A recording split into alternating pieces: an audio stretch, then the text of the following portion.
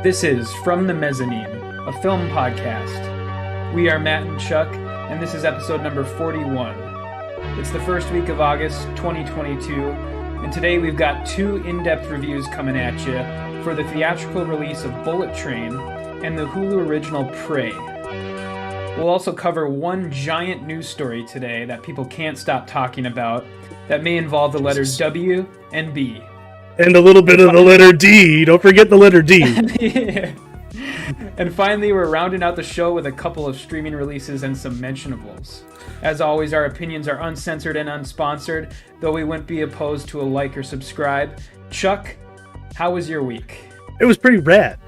As you may have remembered, we left you last week with the image of me with a bunch of 20-something baristas having like tarot and henna night, you know, henna tattoos, because they're all kind of crunchy, they're all new agey, and yeah, so I bartended for a bit, and then we played Cards Against Humanity, classic, game of trying to shock and gross people out, and these girls were not lightweights. They were just as decrepitly degenerate as I know everyone who plays that game can be, And this one girl who's apparently maybe 18 years old, 17, around that age, she pulls a card and she's like, I don't know who the fuck this is.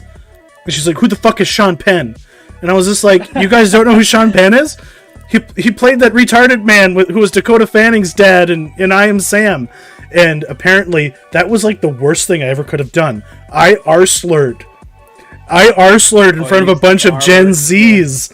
And, with the mom that I have, I maybe should have known better. But, it is what it is.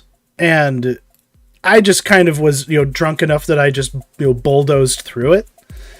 Mm-hmm. However, afterwards I was informed, yeah, you kind of fucked up there. You got to put your foot in your mouth. So I apologize to my fiance Angie for saying the R word amongst a bunch of very vengeful, youngins. But this is a lesson to everyone. You can't talk about I Am Sam. You can't quote such films like Robert Downey Jr. in Tropic Thunder. It's like you never go full R slur. That's the lesson for today. And apparently, also the lesson is this: fucking get out of the way of David Zaslav, the most vicious executive in the history of Hollywood, possibly. The man's a menace. What the fuck has he been up to? Yeah, so I guess the best way to kind of go about this is sort of chronologically, and I think it was Tuesday this week. The very first bit of this that happened was it was announced that the Batgirl movie and also a Scooby-Doo animated film have been completely canceled, even though they're both done filming and they're both pretty much in the can, but Warner Brothers decided to do this as part of a larger restructuring plan for tax write-offs, essentially. And yeah, it's interesting because I guess the way I thought about this was, it's interesting how they think what to cancel and what not to cancel. Yeah. Because the whole narrative that came out about this later on in the week, when there was a WB earnings call, was that they want to hit the reset button, essentially. Even though they still have Shazam 2 coming out, Black Adam coming out, Aquaman 2. So it's interesting that they chose Batgirl because all the people involved with Batgirl are so easily shit-onable, where they're just Leslie Grace, whatever, these two no-names who directed it, whatever, fuck you guys. Yeah. And then you have movies like Black Adam, where clearly are not going to be canceled because he doesn't want to incur the wrath of Dwayne The Rock Johnson. You somehow convinced Dwayne The Rock Johnson to work with your piece of shit fucking company when he could work with anybody in Hollywood without a single second thought. And you don't throw that away, but you definitely go after the low-hanging fruit. You punch down, so to speak, and you get rid of the terminally woke movie on the slate that no one is fucking excited for. I had no idea there was even a cameo set for Michael Keaton in that movie, but that speaks to the incoherent vision behind everything that they're doing. And I'm not too sure that anyone should be sad that it's maybe getting shook, but when I realized to the extent that he was going, I got a little horrified. Like, what else have they been fucking up to? It's not just, okay, cancel this movie, get the tax write-off. I understand that. That is a cold, calculated business decision, and David Zaslav is a fucking, big dick, steely-eyed, businessman, and I respect him, He made Discovery what it is. Somehow capable of owning some of the most storied franchises in history, and he's sitting here going, what the fuck have you guys been doing with this stuff? Like, Batman and Superman should be, the biggest deals in the world, and you're doing what with him? I get that, that vibe I get, but they're, culling. This is, they're decimating this company because it just was not making the money that they feel it should be making. Mm-hmm.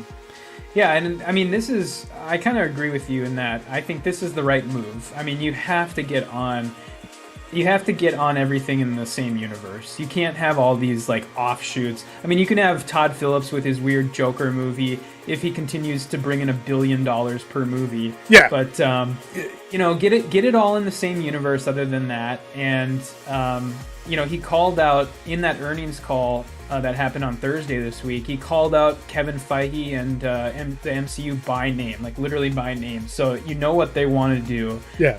And it's what they should do, honestly. Not beating around the bush even a little bit, which is respectable. Because, everyone knows it. You'd have to be a complete nard to try and deny what's going on here. But, we have discussed this before. It's who are the candidates? Who really has the interest and the cojones to actually do what Feige did? And it's not David S. Goyer. I know that for fucking sure. Oh, God. And I see his name, is being thrown around a bit too much. Because they've correctly identified the CW-fication of the whole DC, multiverse platform, may have been economically more feasible and probably the only battlefield front against Marvel that they had any sort of, of a beachhead in anyway. But they played it far too safe. They did too little with it, in my opinion. And they made it too much like all the disposable crap the CW is known for. And, they cheapened the brand, I guess is what I'm saying. And he wants to have the same quality to a superhero DC show as a Marvel show has. Or at least, purports to have. It doesn't have the gloss. All it has is the grime of all the pitfalls, all the things that have blown up in their faces. And I understand him just being like, nope, I just don't want people to have anything to make fun of. My question is this, will either of these movies see the light of day? I don't know how Scoob could have been so terrible that it needed to go. But, is there a chance that, they'll just poop this shit out, onto, No. If they do that, they can't take the tax write-off. So they're basically pulping it. They're pulping these projects. It's done, yeah. And speaking of that, this is a good lead into the next part of this, where they are doing the exact same thing. Pour with one out. Holy shit. Yeah, pandemic movies. And so also this week, people noticed that a bunch of HBO Max original movies started disappearing off of HBO Max, and which is they're doing the exact same thing. If you do that, if you remove something, even after it's been made, even after it's been on the service for a while, you can still use it as a tax write-off. And so all these movies disappeared. I love this so much. The thing, I mean, nobody, in all honesty, nobody gives a shit about these movies. They were hardly even watched. They're gone for a reason, because nobody watched them. But here's the development to the story. As of yesterday, people noticed that now HBO shows are starting to disappear, including, do you remember the one season HBO show Vinyl? Yeah, trash. Utter trash. Okay. That's what I remember about it. I tried watching it. That show's gone. They tried to make I think Scorsese was behind it. if I remember correctly. But the Deuce was just a much better show in the same milieu. Yeah, the Vinyl was about like records in record business in New York in the 70s. Lame as fuck. Okay. It's like them going, yeah, we're kind of embarrassed about Luck. Let's just act like that show doesn't exist. No. Because if it's Sully's the brand, yeah, get rid of it. Get rid of American Pickle. Like, although, like, it's the kind of shit, like, no one saw that shit except for the fucking critics who were working from home, and suddenly we're like, hey, all I got is this time and content to review and shit to just spurg out on, and I'm gonna do it and get paid for it. And yeah, the common man looked at it and was like, I think I'm just gonna watch The Sopranos for the first time, because that's what a lot of people did. Like if you actually look at what people were watching at that time, it wasn't all the content they were shitting out onto the platforms. It was what's true, tried, and familiar, and or what is something that is just timeless and undeniable. Like what grabbed people's attention, during that time. Yeah, like Squid Game, or The Sopranos had a resurgence. There's multiple examples. I'll tell you what didn't. Game of Thrones didn't. So I really wonder, like, is this new Game of Thrones show gonna survive? Do all of these random like other Game of Thrones related projects? Is that something they're gonna cultivate, or are they gonna start cutting that down when they realize how little there is to work with and how much they're gonna have to depend on whoever they choose to showrun this shit to actually care and do a good job? Yeah, that's a good question, because that's kind of the question everybody's asking now, is like, what exactly is going to get cut and what isn't. And so far nobody really has the answers. The one that people are really worried about, and I think you had mentioned this on our outline, is the Supergirl movie, which they haven't everybody thinks it's going to happen, but they haven't commented yet either way. And then the other big question is, what about like the Matt Reeves universe? All of his, like, because he was going to do a show about Arkham Asylum, and so like what happens to that show, and like what happens to Colin Farrell's Penguin show? Yeah, Penguin show. Yeah. So yeah, what happens to all that stuff? So I guess the answers aren't really clear right now, but I don't know. We'll see. It's going to be funny to watch, though, like, as far as all this stuff kind of slowly disappearing, because that Vinyl thing is hilarious to me, because that's the only thing that's disappeared so far that's an actual, like, HBO original. See, and that's something Netflix doesn't have the balls to do, and no other streamer would even think to do this, which is why it's so shocking that this is happening. I have no frame of reference for this happening, but, like, imagine... and this is where, like, morals clauses are probably going to come back into Hollywood. Because imagine if, the Spacey shit happens with House of Cards, and instead of just, like, breaking the show in half to try and, like, have one more season, Netflix was just like, it's gone. And then just Thanos disappeared anything with Kevin Spacey in it. Like, why isn't that the tactic? Because they're desperate to still have the content. And that used to be the logic. Like, there's no such thing as a sunk cost. You don't know what the value of something is going to be, tomorrow, let alone 10, 20, 50 years from now. You never know what the weirdos online are suddenly going to love. Like how many random old ass things suddenly became popular because the youth of today had to, like, stop what they were doing and just, pacify and entertain themselves for 24 hours a day.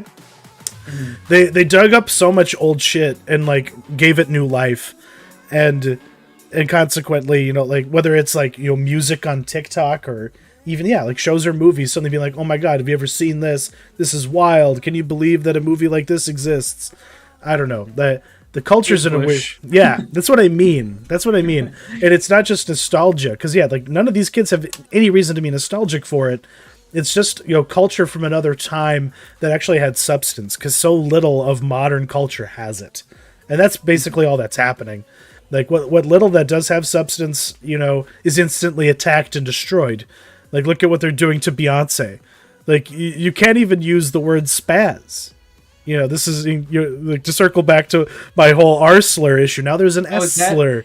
Yeah. Is that in her new album? Does she say that? Yeah, the same thing happened to Lizzo. Minnesota's own Lizzo basically had to, like, go grovel to the basilisk and be like, please don't fucking end my career.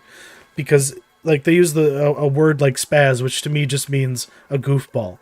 It doesn't have anything pejorative to it, at least to me. I know I don't have epilepsy. That's my rant. I'm sorry. Well, the third part and final part of this whole situation is the actual town hall that happened, where they finally announced Discovery and HBO Max will be joining forces. Whether you like it or not, whether you want the price hike or not, you're getting all this reality trash. And and it saddens me. It saddens me. Yeah, it does. Yeah, because here's the thing: is by summer 2023, this is going to happen, and we're going to have two different factors to whatever this price hike is going to be for HBO Max. Number one, it's all the Discovery stuff coming in. They're going to take it as more value means a higher cost, so they'll jack your price up. And then, the other part to it is they are introducing 3 different tiers of membership. A free tier, which will have a limited selection, and it'll be like Tubi, where you have to watch ads. Free version of Peacock or Paramount. Yeah. Yep. And then a ad-supported tier, which will have limited ads, that is less money than the no-ad tier, which is going to be the most expensive. So with the introduction of 3 tiers, you're also going to see a price increase, because suddenly not having ads becomes a luxury, whereas right now it's just kind of the normalcy is. HBO Max has no ads because it's HBO Max. So do we see Netflix actually caving and getting ads just so they can try and get some revenue, or are they gonna? Oh, for sure. Or are they gonna be like, no, this is how we stand apart. We find a way to just exist without it. Because where I'm sitting, I've been shit on Netflix a lot. Like, because of Great British Baking Show, I can't get rid of it. I'm not allowed to.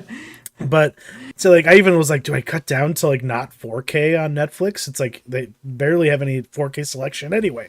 How do I make this cheaper for myself? But I'm sitting here like, wait a minute, I'm going to be getting rid of HBO Max / Discovery because I don't give a shit about reality content. I don't want to watch any of this garbage. I don't want to support any of it. And I'll tell you how I really feel, Matt.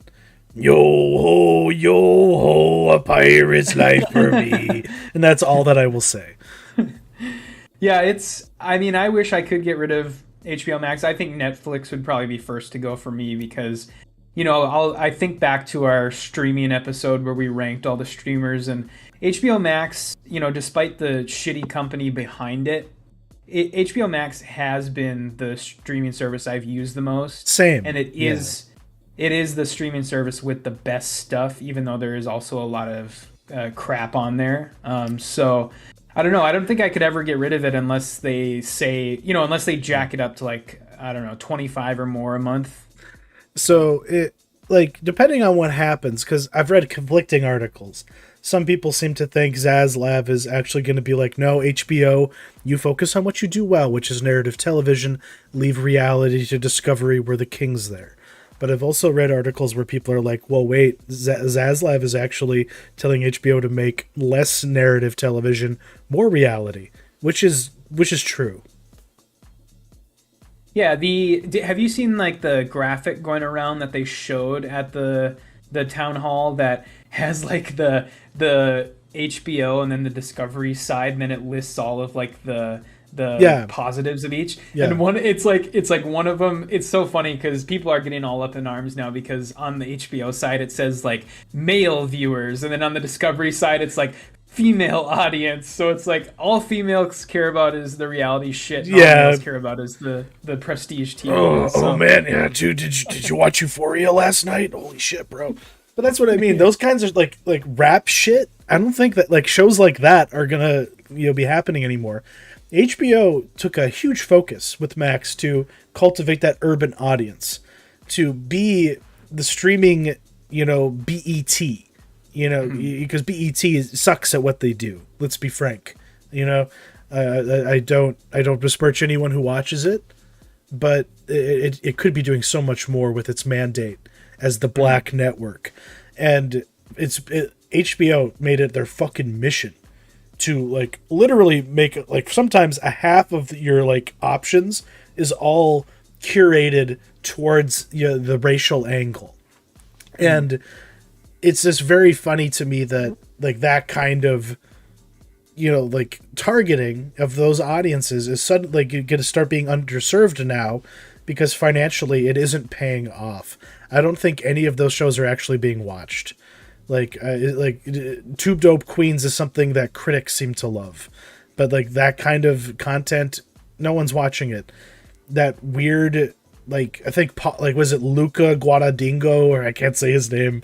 Luca Guadagnino. Yeah, he had like some limited series about, queer kids on an Italian military base, like a U.S. military base in Italy.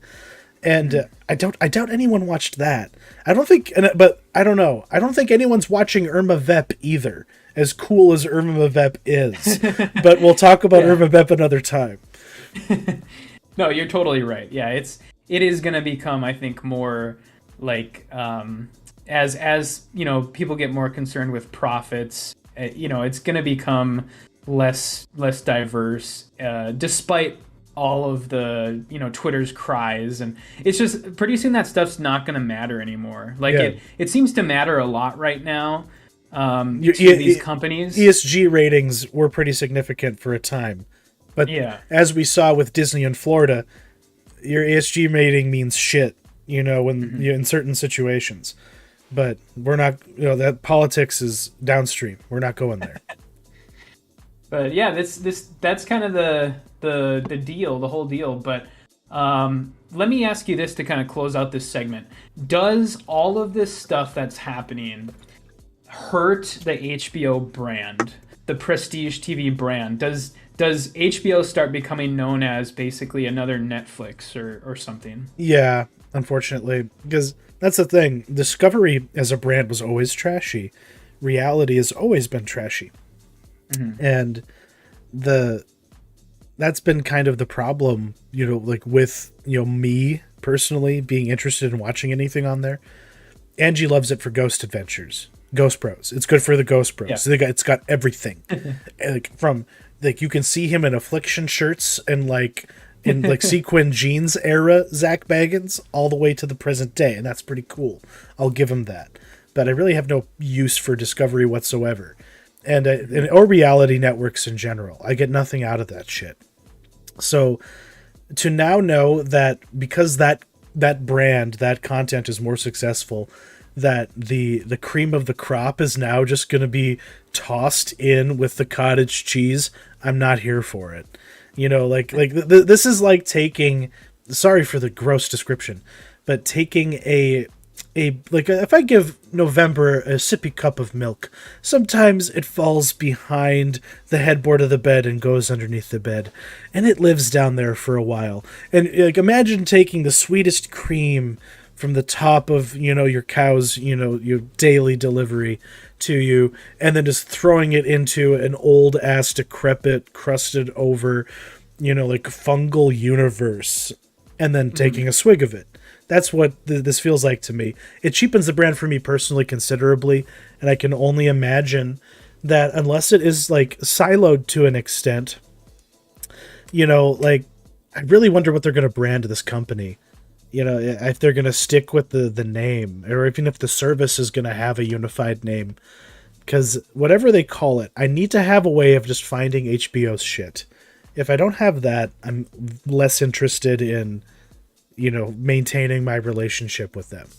Because if I have to, track down, The Sopranos for a binge watch, or, find a way to watch, The Wire, or some random HBO film from the 90s starring, God, who's an example here? Like James Woods, about the nurse, the daycare, satanic daycare scandal, the fake news around that, those kinds of content, that legacy shit that used to set HBO apart. If they're gonna just hide that or make it hard to find, I'm not here for it. Because then look where you've left me with Amazon and Jeff Bezos. Because he at least gives me a way of tracking down specific little pieces of content like that, whether it's in physical media or on some random streaming platform, and gives me the means of finding it because they've decided that it's bad for the bottom line.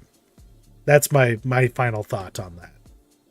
Yeah. I mean, I kind of echo what you say, and I would add to it that once this happens, and inevitably they do get kind of their reputation gets deteriorated, I'm all for Apple TV Plus coming in and swooping up that reputation, because that's exactly what they're doing. That's exactly what. Okay, this is my real final thought. This is what needs to fucking happen. Like, Warner Media needs a hero right now, and that hero is Apple. Apple just needs to saddle on over and just be like, "Yo, dog, Discovery, I could really tell that you're not vibing with what was going on here, but Apple Plus, we got a vibe, and we really like Warner Media's vibe. So why don't you?" It's like if a dude rolls up to you at the club and is like, "Yo, I see you're with your girl, but I really want that girl. What is it gonna take, dog, for you to just vanish, and for me to take her home tonight?" And I feel like Zaslav is the kind of dog to be like, you know what? I've made my clout. My cock is 10 times bigger than it was yesterday. I can just take my cash, walk and do whatever the fuck I want to do. And I could probably do whatever they're going to do better anyway, because I'm me. I'm Big Z. And that's the scenario that I wish would play out. Yeah. Mm-hmm. Moving on to the next part of the show, the streaming section. I made it as far into Paper Girls as I could. Well, how far is that? 4 episodes? Right? Yes, that's accurate. My stamina for stuff that isn't as good as it should be. Because I tried. Because as soon as the premise really ramps up, it takes way too fucking long to get there. I'll more on that. But like, the pilot is infuriating. But because I haven't read the comics, I'll be up front. But I appreciate Brian K. Vaughan as a creator enough to know what this dude is capable of and how out there this premise is and is suited to his sensibilities. But this is basically him doing Stranger Things, which is, about a bunch of paper girls in the 80s in some throwaway town in America. I think Cleveland. That's right. They're in like some Cleveland suburb. And it's about how they all run into each other in the early morning as they're delivering papers the morning after Halloween. So they're dealing with hooliganism and, white racist guys with shotguns and shit like that. But long and the short of it, they somehow get roped into a temporal war being fought between old people from the future who are trying to maintain the timeline and young people from the future who just want to fuck shit up and have a good time, basically. And they somehow wind up in a Doctor Who, police call box. I mean, it's a pod, but that's what it basically is.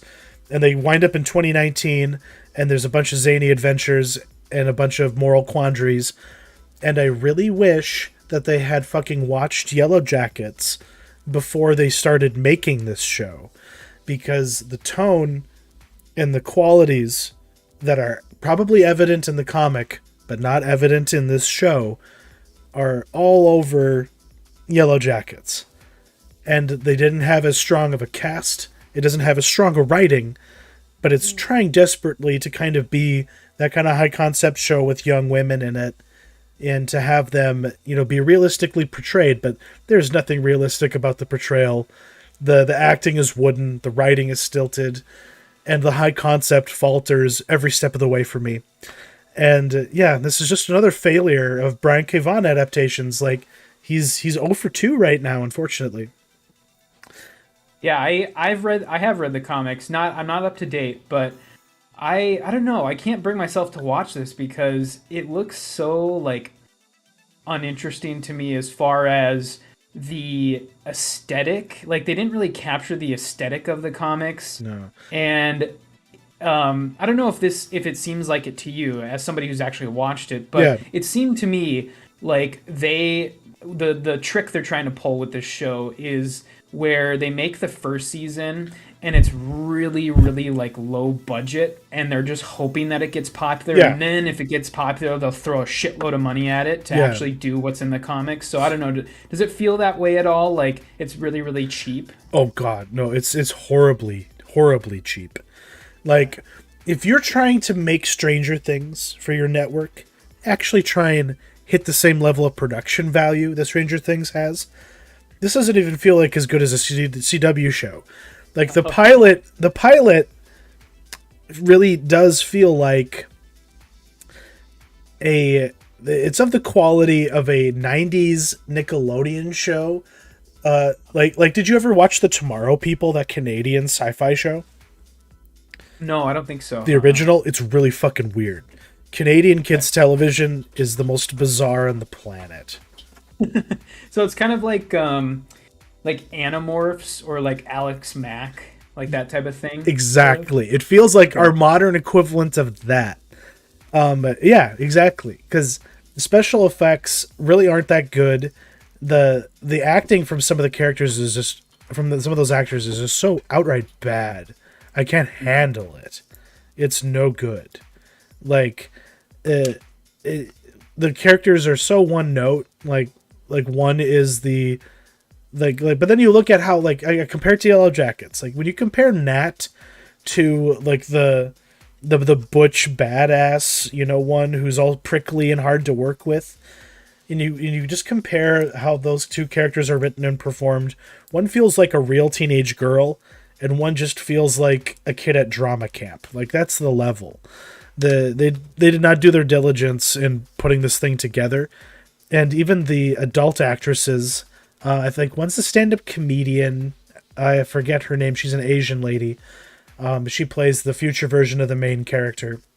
Is it Ali Wong? Ali Wong, yes. Okay. And yeah, and that's when in the next episodes there are some moments that are quite brilliant, and it's when they're trying to figure things out and the characters actually have things to do and stuff to bounce off of. But when it's just them hanging out, it's the most unimaginative staging and framing, most unimaginative shit being talked about. And it really does feel like, I don't know, I can only imagine Brian K. Vaughan wrote better dialogue in the comics. Because what's in this show is the worst, millennial twee bullshit. These people, don't read comics if this is how they're writing. It doesn't even, it's not entertaining, it's not engaging, it's not edgy. This feels like it could have been made by a Christian production company, and that is the level of, even though they do fucked up shit, they swear, oh yeah, and people just get shot and killed for no reason by future people. Ooh. But it's all handled with the same, kind of care as you would expect from a production produced by a church in the South. Yeah. And that's a problem. But we just keep pumping, air into the head of Apple TV Plus, but I'm not as caught up on Blackbird as you. I keep battling with their browser website experience. Right, yeah. But Blackbird is a really neat show. And what was the full season like? Yeah, so this show, in my opinion, it gets better as it goes along. And it doesn't necessarily start out bad. The show is good all the way through, but it gets better and better and better. And the 5th and 6th episodes of this show are peak TV, amazing. And I watched the 5th episode last week, and as I was watching it, I was trying to figure out what this felt like, because the 5th episode has a different feeling than the other ones. And they put these interstitials in the episode that kind of show indelible memories from the murdered girl's life, her sort of short life as a child. And they're just kind of these little interstitials that don't really have anything to do with what's happening, but it works really, really well. And the conclusion I came to is, this episode of TV is the closest any media has come to emulating a 90s Frank Darabont movie. Shawshank Redemption, Green Mile. And it's not just because the show's in a prison, but it just has that feeling. And the sort of... Yeah. Oh, go ahead. And I just want to say that, when I saw that, comment, in the outline, I just thought that, I've never heard that description before, which is a testament to how few people try and be Darabont, which is a great sadness that his career collapsed so much after The Walking Dead fell apart. Mm-hmm. Yeah, so this, I don't know, it just has a feeling about it. It really captures that 90s aesthetic and the feeling, and The final episode's great too. It's a very satisfying finale, and um, if you were already sad about the death of Ray Liotta, this is gonna make you even sadder Well, because let me tell you, that's he been on my mind for like I watched 2 episodes today, and all I yeah could do is just be like, "Fuck, yeah damn it!" yeah, and You know, he's he God. has he has a scene in the finale episode that would, in my opinion, be a good enough scene to get him a supporting actor nomination for like an Emmy. Like incredible performance in the last episode, and yeah, it's very very satisfying. I'll shout out the soundtrack to the show is done by the British post rock band Mogwai, Fuck yeah, and dude! I knew it. I yeah, knew it had a vibe. I guess I yeah, did. Yeah. it's very drony rock, very very slow drums, and it's really really really great all the way through. And trying to think if there was a and I was trying to figure out because the last 2 episodes, despite the entire show being great, the last 2 episodes do have a certain prestige TV feeling to them, and I was trying to figure out why exactly, and so I went and looked it up on IMDb, and the last 2 episodes were done by a director, a TV director named Joe Chappelle, Ooh. and he is a pretty prolific TV director, and I think that's why is because he did those episodes, and he's done, among other things, many episodes of The Wire, many of the best episodes of The Wire, Yeah. including the episode where Omar kills Stringer Bell. He did that one, and Yep. so Season 3. Fuck um, yeah, dude. yeah, And so that's I why think the that's name. kind of why. And that's why I knew it. It was just like that motherfucker. It's like he's one of them guys.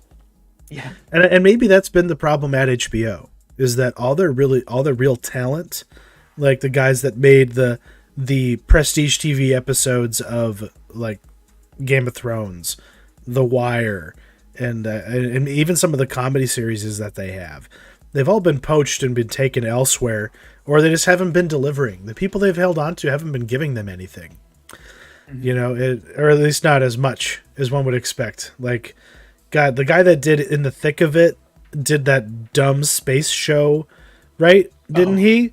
Yeah, like Avenue 5. yeah, yep, Oh, that was yeah, that's it. insufferable. That was Yeah, that so was sad. bad. And that dude is like usually pretty fucking reliable, you know. But which is why the death of Stalin, was so redeeming for that particular individual. Love that fucking movie. Have you seen that? Yeah, yeah, oh yeah, Yeah, but that's the kind of thing that would die if Zaslav has his way with HBO. But that's a different. I'm sorry. I am kind of really worked up now. The more I've thought about it and chewed on it. But Blackbird, really fucking good. I need to catch up. I just watched the latest episode of For All Mankind, and I was amazed that it worked. And holy fucking shit, that show, man. yeah. It was But great. that's another. Very excited for the finale next week. We'll talk about that. We'll talk next week. about that. Yeah. But yeah, like there's a lot to say about that show. And I'm curious what you really feel about what they did with Neil Gaiman's The Sandman over at Netflix. This thing is finally out, and I'll just say, my brief initial thought, like I'll be upfront to say I watched up to the end of what I remember being the first arc of the comic, Okay. where after he goes to hell and wins the game of wits, and like in the comic, it was with the demon itself. It wasn't against Lucifer, a detail that we'll get to that. But yeah, when he gets his helm back, spoiler alert. Yep. I forget. I think it's Season of Mists. I think that's the first story arc of this, right? Oh, Preludes and Nocturnes. Preludes and Nocturnes. Okay, yeah. So Preludes and Nocturnes, and and up to that point, I feel like they did an excellent job of adapting that for what it is. I don't feel negative against this, and I'm actually surprised it's not horrible. Yeah, I'm kind of I'm in a similar boat. I'm only at the I just watched through episode 3. Okay. So I haven't gotten to the hell part. I'm sorry, I spoiled that there's something No, different. it's okay. Something's coming, but yeah. The substance is the same, and it rhymes, which is what you at least hope if they change something. I'm a big fan of the comics, so I know what happens, and But I guess saying that, I will go on record as saying I don't think this show should exist. I don't think that it's a spicy take. Yeah, it's pointless. Here's the thing: the comic series is so good, it's so vast, it's so all encompassing that trying to adapt it to another medium can only hurt the property, because there's no way you can capture something so good by just switching it over to another medium. It would be impossible. Yeah. And they've done an admirable job. Okay. Oh, go ahead. It's why League of Extraordinary Gentlemen is so awful. Yeah. And why no one has dared fucking try, even in the era of, big scale TV productions. But it's the same idea. It's like you just get the fucking surface detail and nothing else. Well, that's the thing is I think they've done a pretty admirable job of trying. Yeah. Like you said, I don't think it's horrible. I think it's fine. But they're trimming the fat. This is the Cliff Notes version of the Sandman. All of the character development stuff is like gone. Like, I'm so surprised at the point I'm at anyways. The only bit of character development that Morpheus has actually gotten as a character was that bit at the end of episode 3 where he decided to let the woman die happily in her dreams. Yes. And that's it. Otherwise, he's absolutely emotionless. And so that comes as a result of them trimming a lot of the character development stuff from the comics and doing like strictly full steam ahead on the story, because I'm so surprised that this show, it being a Netflix show, I'm very surprised that they didn't like spend like literally half a season on Morpheus in the prison arc, and that they just got that out of the way in the first episode. So they're full steam ahead on the show, and I'm kind of glad they decided to, do that, so they're not dragging their feet the entire time. But because that can be a problem with some Netflix shows, like The Witcher, for example. And and maybe they learned their metrics taught them with something, and it was okay. Keep it snappy. It's like how you do and keep it moving. That sort of approach. But then, you don't really get to know anybody. It's like the party is you're just getting thrust from one section of the party to another, and you don't get to settle in with anybody and really care. I did appreciate how they've done Cain, and is that Abel? Is that Cain and Abel? Yeah, I appreciate how they did them and their little dragon friends. But they do it's admirable. I agree with you. And I feel like your argument that it shouldn't exist is fair. Because as a Transmetropolitan fan, I'm very grateful that no one's fucking tried. That would be bad. It would be so bad. Because, the part of the argument that people like Alan Moore would make is that you can't possibly hope to capture what my art does. So don't fucking try. You're insulting me by trying. And in a way, with a lot of these the 90s era, the true chaos magician era of Vertigo Comics, before Grant Morrison, when Grant Morrison was doing his thing, I guess before before Brian K. Vaughan came into Vertigo Comics. I am glad to see Vertigo Comics being so important culturally all of a sudden. Or at least the people who sprang forth from it, between like MCRs, Jared Way with I know Umbrella Academy is a different company, but there's a lot that is coming out from that tree, that's springing forth from the husk of what Vertigo used to be, and this was one of the OGs, and along with like Swamp Thing and like Animal Man, for people who don't know comic book history, I thought that this was coming to us from Joseph Gordon-Levitt as a movie. And then all of a sudden, like 6 months ago, I find out it's coming out as a show. And I'm like, God damn it, guys, you're moving awful quick on this, aren't you? Like, I know nothing about anyone working on this. I don't even know who the showrunner is. But yeah, it's as paint by numbers 90s Vertigo as you could get without really capturing the vibe. It's like if we tried to make a Crow movie today, it wouldn't work as well as the original Crow movie, because it was so close to the actual zeitgeist that created the comic initially. There's too much time between what made this work so indelible and where we are today. I think that's kind of the problem. Our cultural memory just doesn't, it's not in tune with it anymore. Yeah, it's yeah, there is something just kind of off about it. And despite that, I guess I probably will keep watching, and because it is, I mean, it is kind of fun to see, you know, what they choose to put in and what they choose not to, and just to see this stuff. The one thing I do think they did a good job on was the actual dreaming itself looks pretty good, as far as the giant front gate and like the dock where he like walks off into the water, and the actual like castle itself. It all looks pretty good, especially for a Netflix show. Yeah. So yeah, I think I'll probably keep watching. It gets dodgy at times. I'll just say that. And unfortunately, there's also, I don't know. Are you aware of what they've done with Johanna Constantine? You mean as far as swapping the sex? Because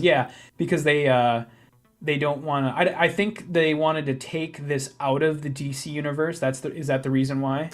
I guess I don't know about that, because they're within the timeline of the Dreams experience on Earth.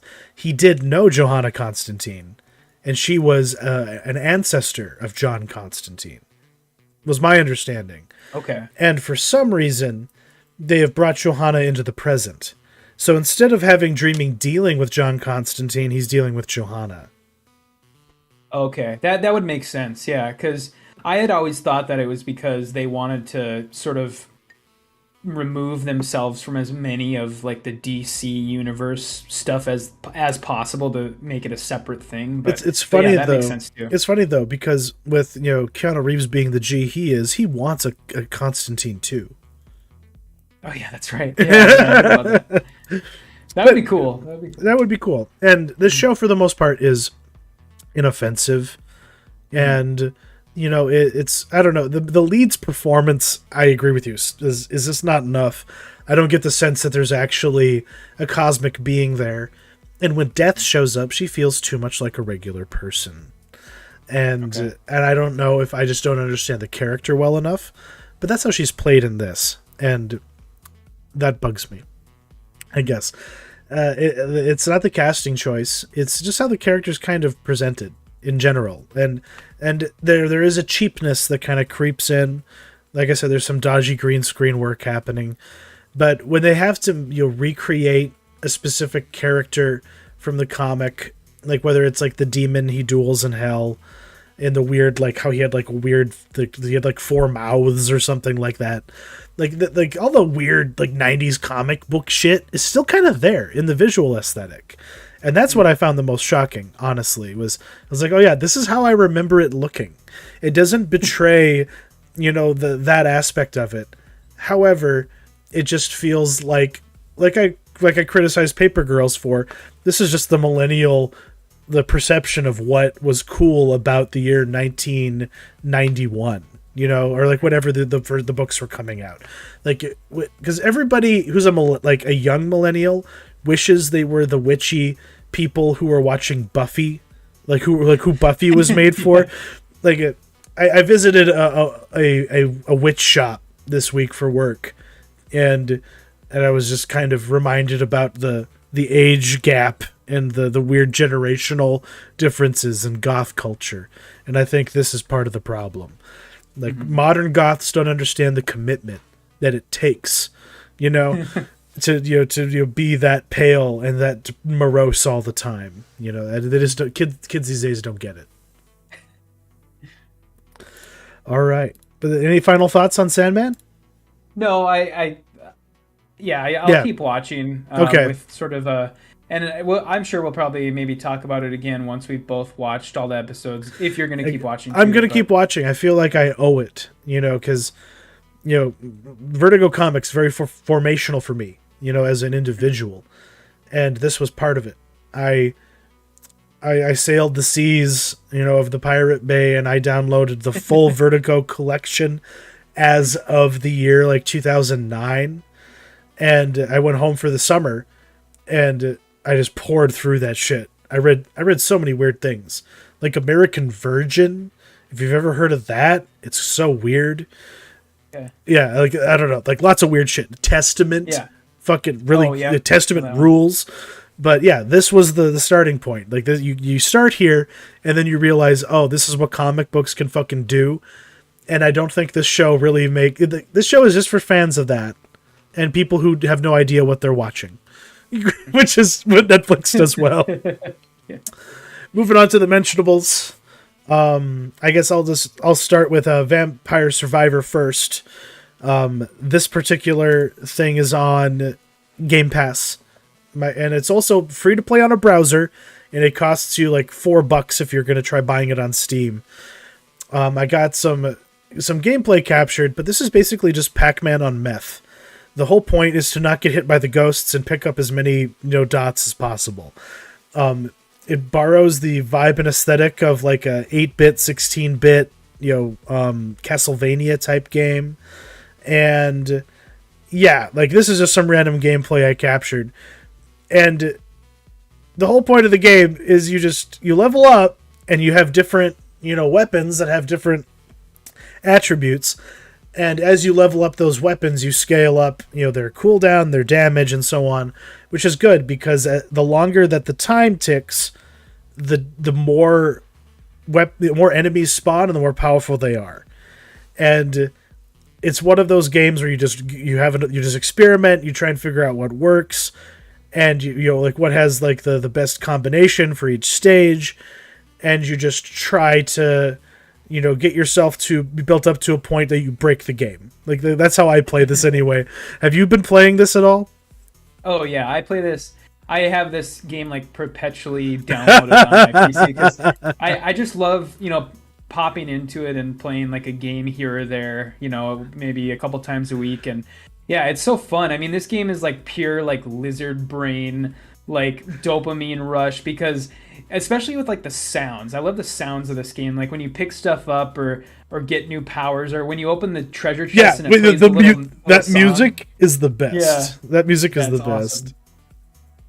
But yeah, it's a great game, and I'm getting to the point now where I played it so much that I'm trying to get all of like the secret stuff, because on the main menu of the game they have like a grimoire you can look at to see what you're missing and what you have, and so I'm trying to get all the secrets. I'm trying to get all the extra stuff, all the weapons, all the characters. So. Yeah, I've gotten pretty far into it. My favorite one, I didn't record any footage with him, but it's God, who was it? It was this. It's a dog that farts flowers that explode.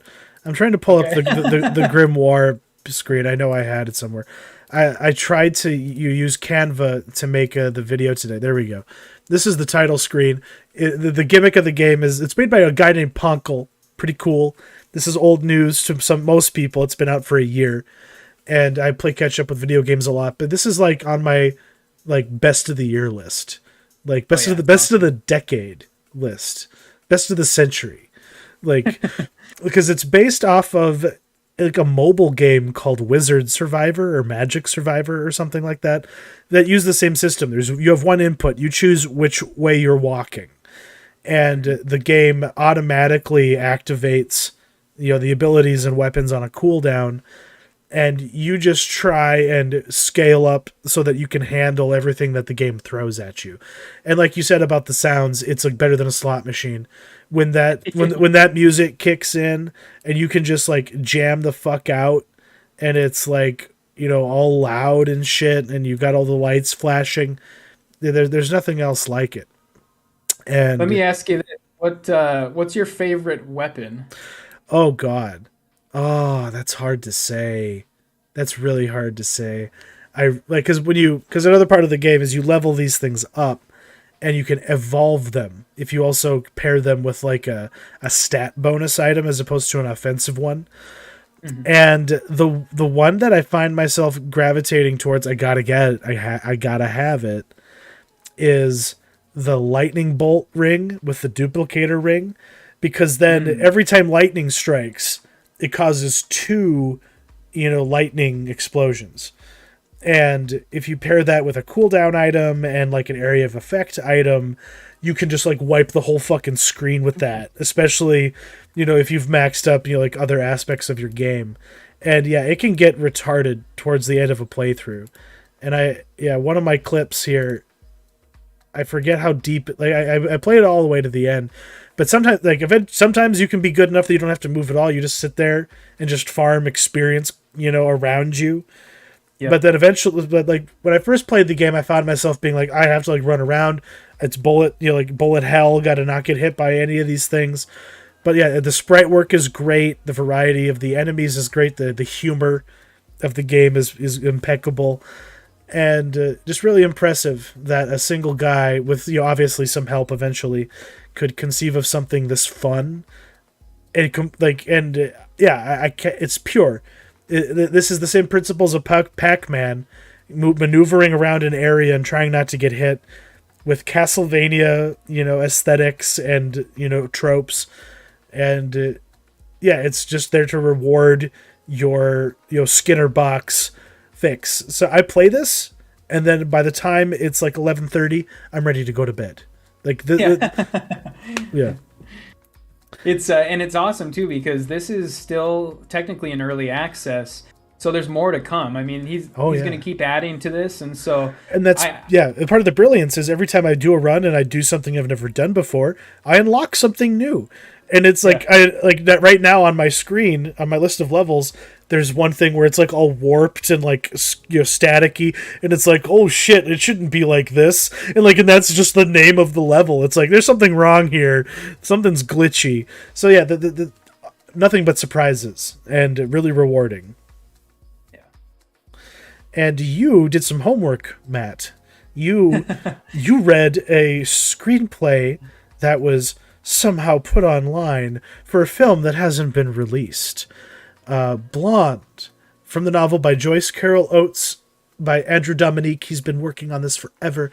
He just couldn't get any studio to go along with how randy and raunchy and naughty he wanted to make it. But Netflix is like, we'll take your NC-17 content. We're not in a fucking theater. People watch our shit and jerk off at home anyway. We don't give a fuck. So yeah, it's like they go on Mr. Skid, Netflix, right next to each other. That's how it works. But what can you tell us about this?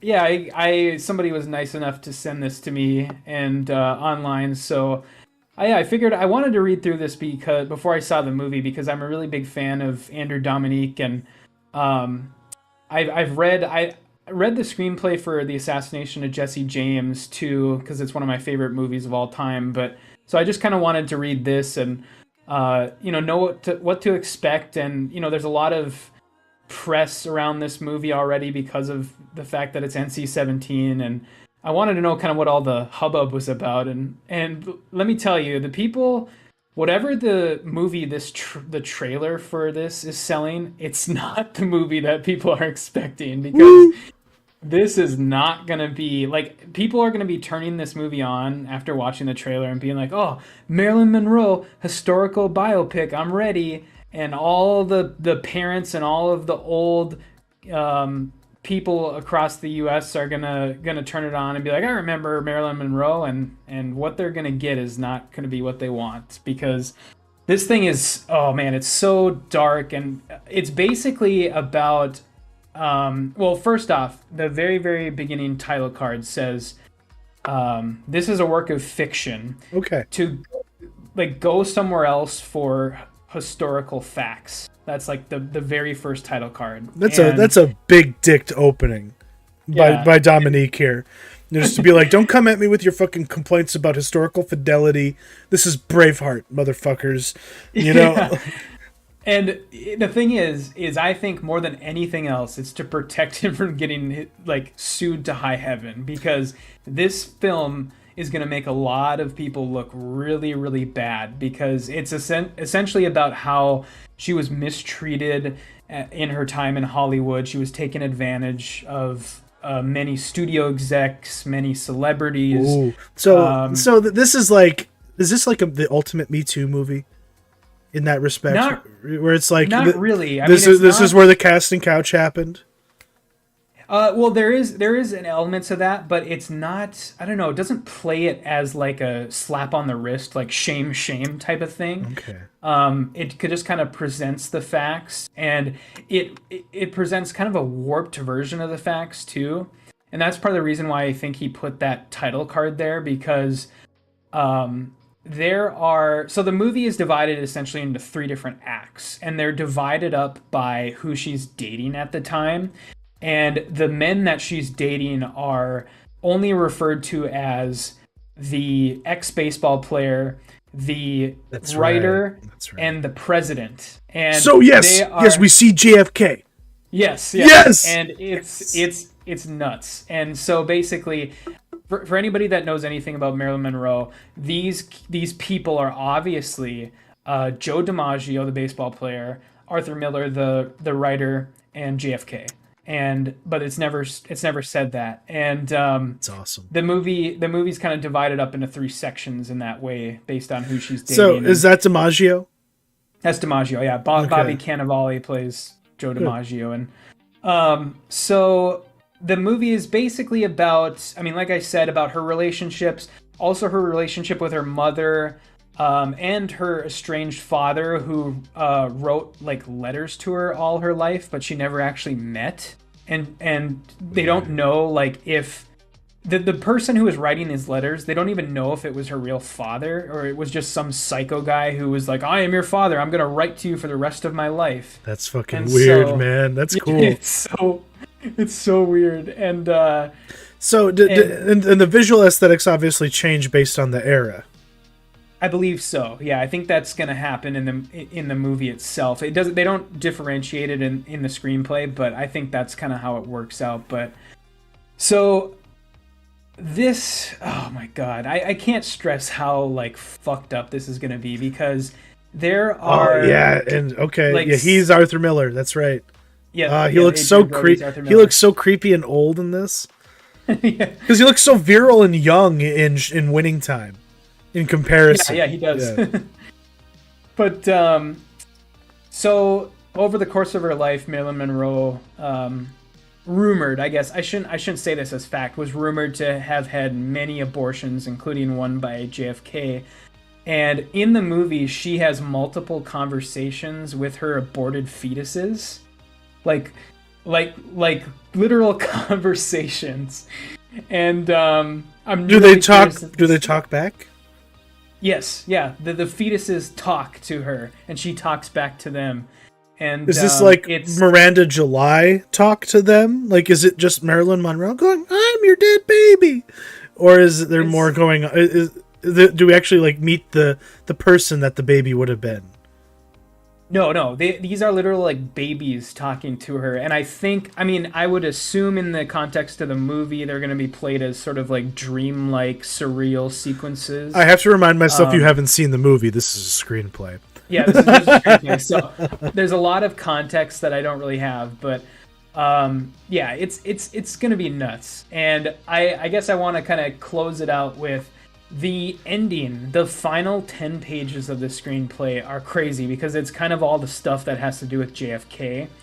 And basically what happens is she is snuck up to his hotel suite to have sex with him by the Secret Service. And there's a scene where they're sort of lying in bed and she, doing kind of pillow talk. And she basically says, while trying to sort of make conversation, she starts talking about Cuba, and she says, Castro, he's a dictator, but should the Cuban people be punished? This embargo, oh gosh, won't that make them hate us all more?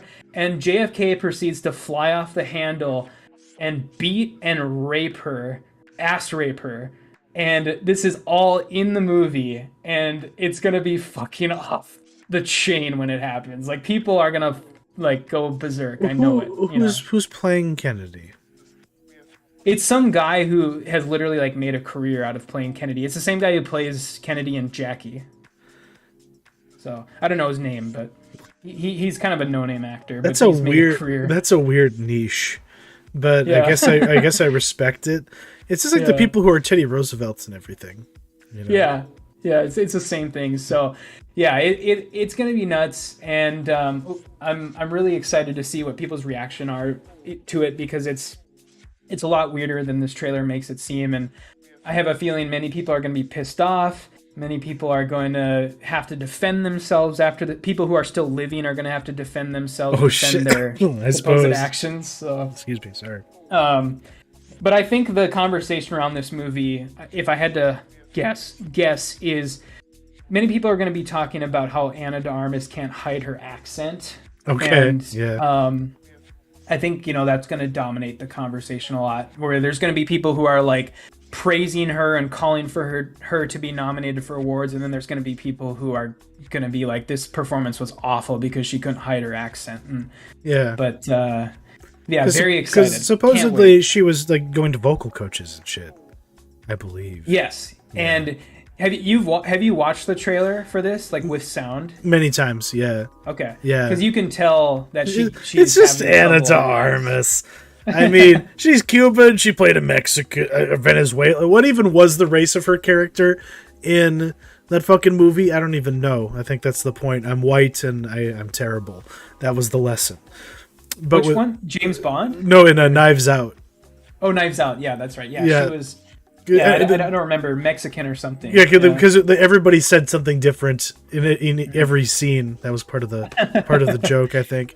But with as far as there's whether it's her classic performance in Knock Knock or whatever that movie was called. Yeah, or Eli Roth movie. The Eli Roth movie, her ex-husband. She was one of those horror girls who marries a filmmaker so she can be in everything he does. And now she's moved on to bigger and better things. She's cuckolding Ben Affleck on Hulu. She's doing all kinds of wild shit. So yeah, now she's making this, which is, give this bitch an Oscar. If it's what you describe, this is going to be one of the most raw, intense performances, regardless of the accent. Be persnickety all you want. We let Meryl Streep do all the heinous shit she's done for nearly like more than half a fucking century, and you're gonna tell me that this is offensive? Like, come on, grow up. That's what I say. I'm looking forward to this too, though. I love the assassination of Jesse James, and Killing Them Softly is also up there for me. I love that movie. In particular, the final scene. That final scene is amazing. And it's an astounding piece of political commentary, too, which is why I think it's fascinating that he's flying so close to the sun with the Kennedy shit. Because Andrew Dominik is a smart motherfucker. And he's very deliberate about what he does. This is his third film? Fourth, because he also did Chopper. I forget about Chopper. God. The Eric Bana, coming out party. Yeah. But yes, now the time has come to move on to the main event. Unless I'm wrong. Correct me if I'm wrong, Matt. Oh, this is it. This is the main event. Bullet Train, baby. Yeah, we did a double feature this week because, as we said, like when we discussed this is a new era. This is the era of cinema and stream. And it's hard to know where you should be casting your hook. Where should your bait be going? As far as choosing what to seek out. And we kind of need to serve both audiences. But first, we're going to talk about Bullet Train because the cinema, we believe in it. It flows in our veins, and we want to protect our beautiful, gray lady, and make sure that the silver screen, is maintained and without cracks down the middle, like at the fucking AMC at the Minot Mall that I fucking have to watch movies at. God. But Bullet Train. We're going to try something a little different. Matt, why don't you just take us away? What is your spit take on Bullet Train? Yeah, so Bullet Train is the theatrical release from director David Leitch. He comes from a new class of action directors that sprang up around 2014's John Wick. Along with other stuntmen turned filmmakers Chad Stahelski and Sam Hargrave, Leitch has been responsible for a large portion of the last decade in action, which includes the Deadpool films, Extraction, the John Wick trilogy, and Atomic Blonde. Their influence in Hollywood has been noted with the filming of fight scenes from wider angles, a renewed interest in martial arts on film, and bucking the shaky cam trend from the previous decade. Bullet Train is based on the Japanese novel by the same name and concerns a group of hitmen and women stuck together in a fast-moving Kyoto-bound train. After his previous film Deadpool 2, David Leitch leans further in the direction of massive action set pieces in favor of more grounded work that he got to start with. Bullet Train is a mess of a movie, a hard-to-follow series of double and triple crosses and ever-changing allegiances. The film's trite over-reliance on flashbacks screams of wannabe Tarantino.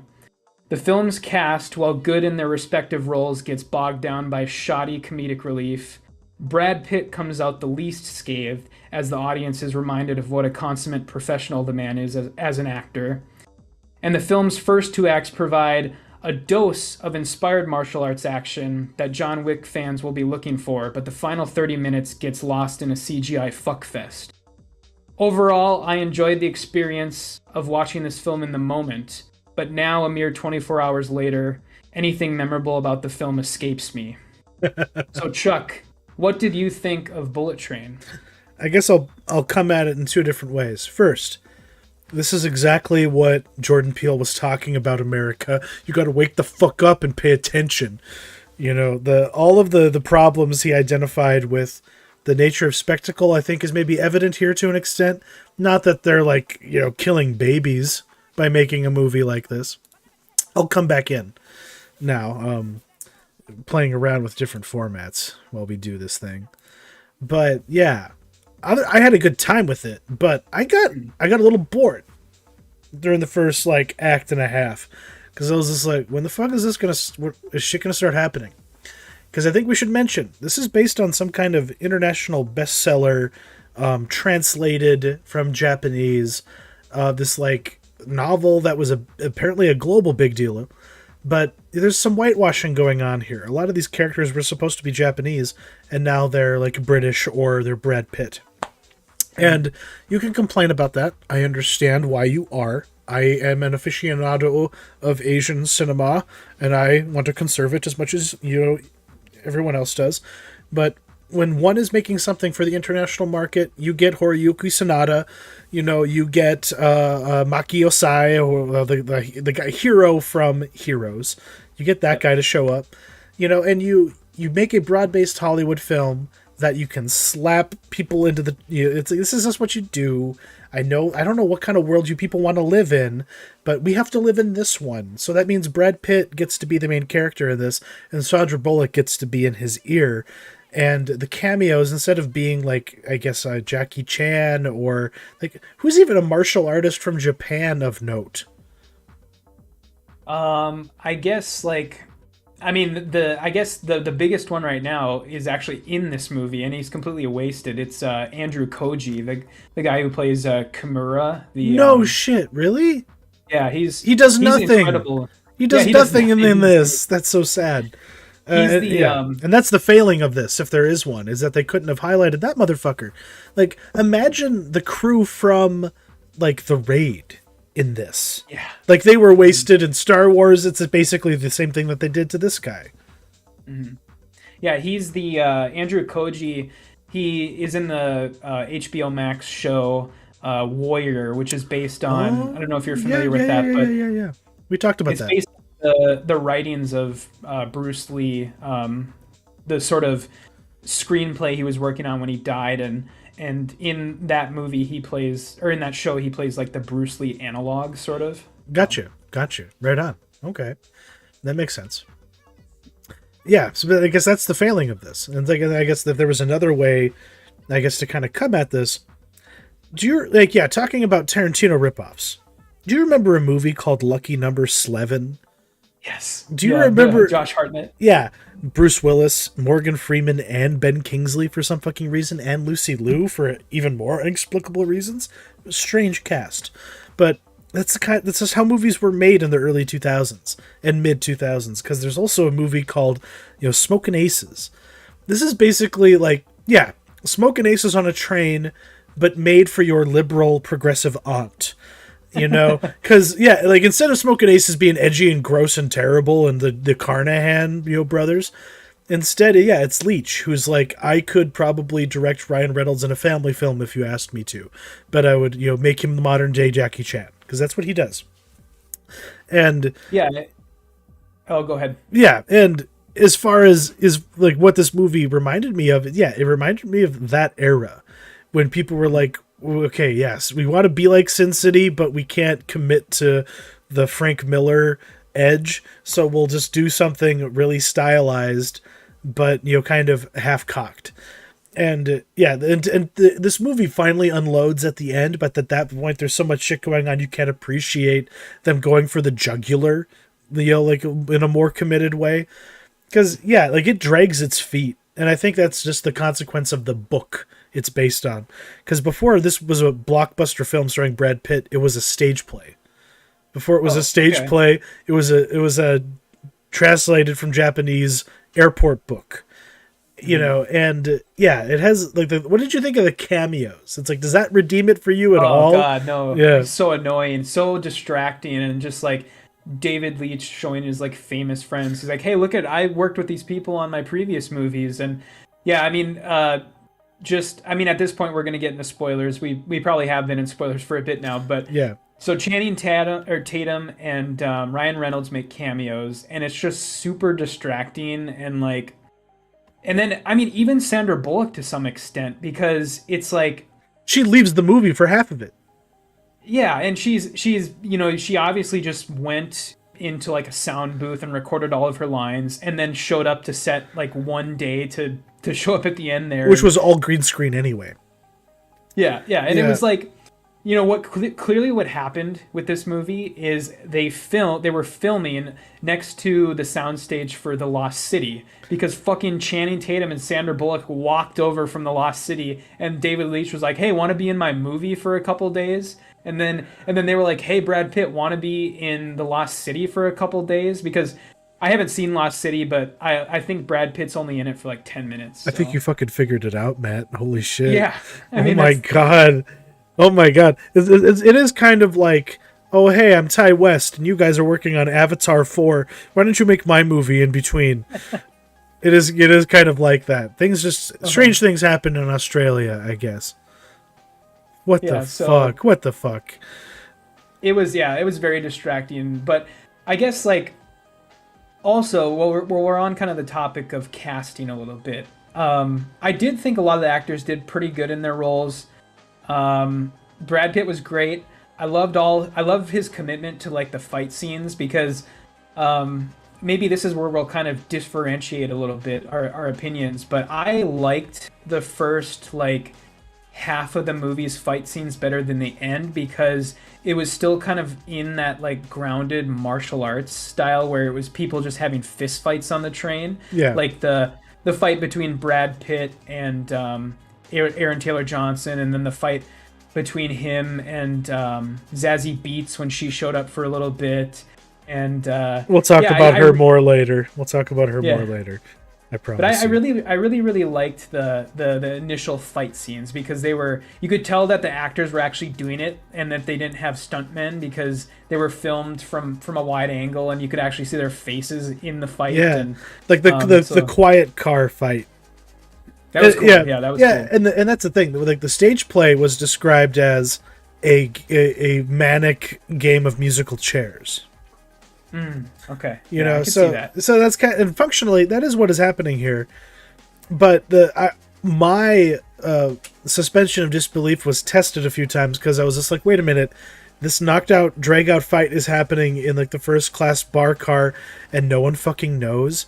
Like Masi Okai's like anal, asshole, ticket collector guy doesn't know what's going on in his own fucking train.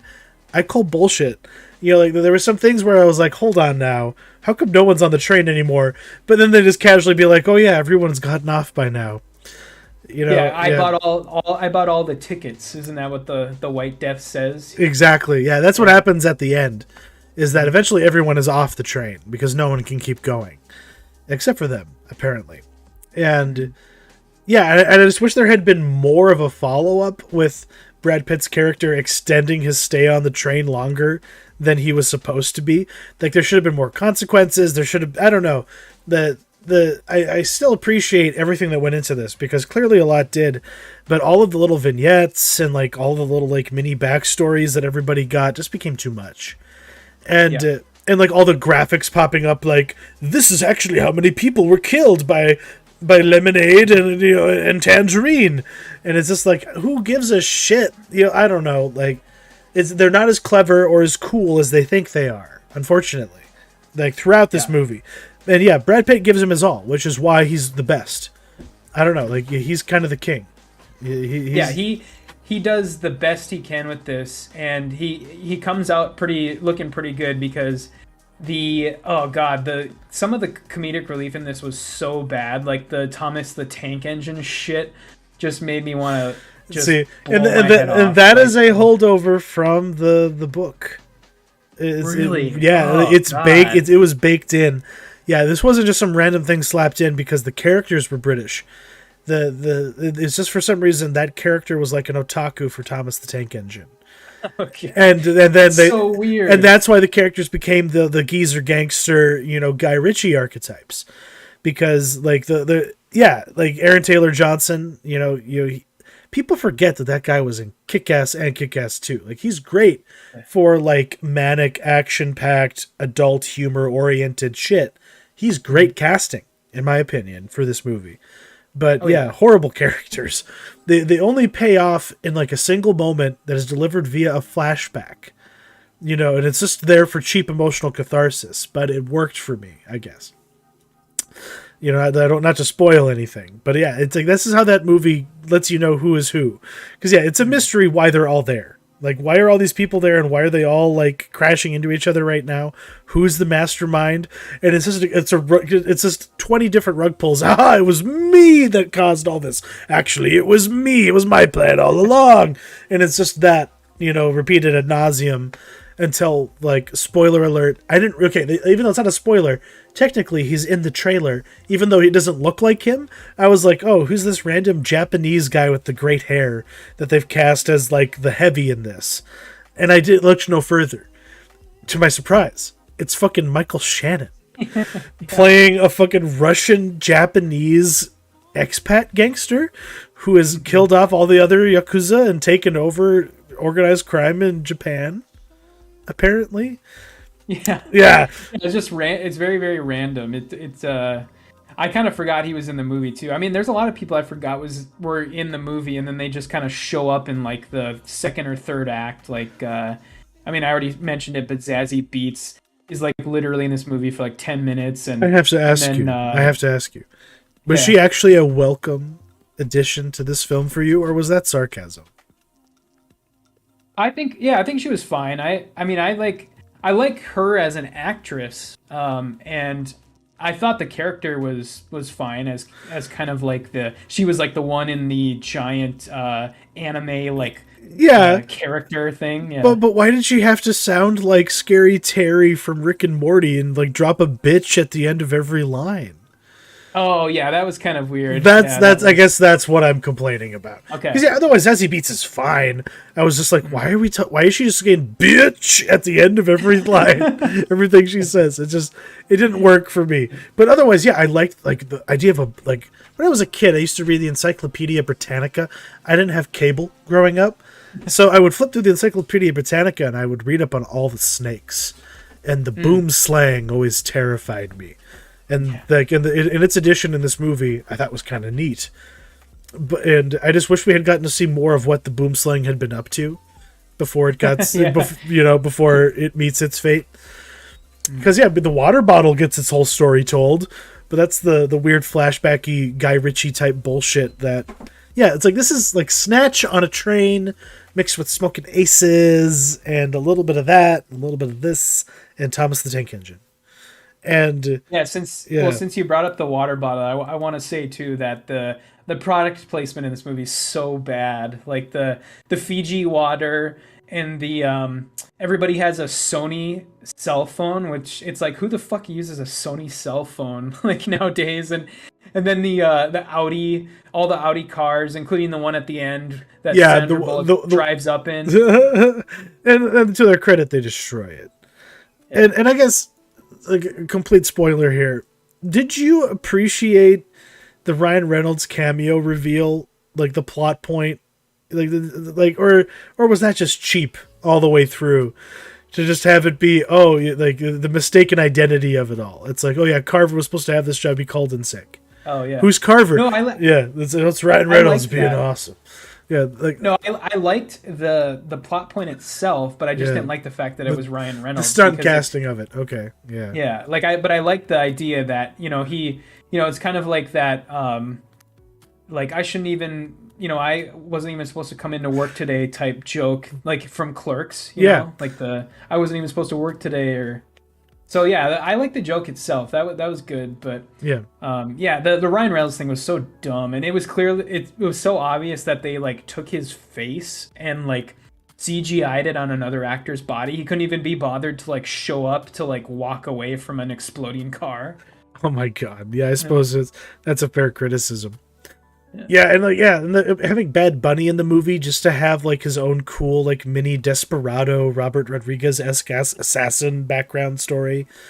And I wish I would have. I hope that they just give him a spin-off. I just want the Bad Baby movie, Yeah. all the way up to his tragedy, and then where you I find do out. like Yeah, how expendable the movie made everyone seem because he's not around for long. Zazie Beetz isn't around for long, and then there is a couple of fake out deaths, but I did like that. Like Aaron Taylor Johnson dies, and so yeah, the movie did seem dude. to make it. They made it seem like everybody was pretty expendable. Aaron Taylor Johnson pulls some Tom Cruise type shit in this movie. You know what I mean? I know that he wasn't literally on the back of a bullet train, but I was like, wow, this is like original Mission Impossible type. Yeah. The whole movie is set in that final sequence, but I feel that they could have done more with the train.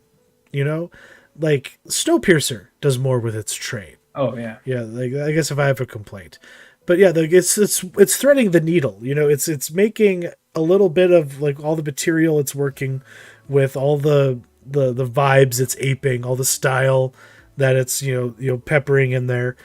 Because yeah, the stories throw away most of the characters you don't really fucking care about, and all the mustache twirling that Joey King does gets really fucking old. Yes. For a character that's in a schoolgirl pleated skirt, yeah, like enough of the mustache twirling. It's boring when no matter the sex. Yeah. Yeah. Any final comments that you got for Bullet Train? I don't think so. I mean, I guess I'll go back to saying that I did enjoy it a lot in like the moments I was watching it, and I would recommend it in that respect. Go to it, have fun at the theater. It's a good movie to watch on a big screen, and then don't take anything away from it. Basically, Yeah, like the popcorn movie. Absolute exactly, popcorn yeah. movie. Watch it when it's like streaming or if it's on like Stars, or Cinemax, whatever. Yeah, to definitely catch it just for the sake of all the money that was spent on it, but absolutely don't expect amazing things. Yeah. Before we move forward with our second topic for our double feature here, I need to call it intermission and answer a call of nature. So Yeah. I'm going to throw a hold video up. I apologize; it'll be very brief, and we'll see you in about 5 minutes. Okay.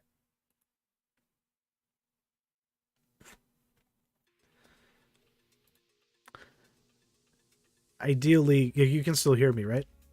Yeah. Yeah. Ideally, like all of our mics should be off right now, and Okay. so yeah, like I'll be right back. I'm sorry. That's fine.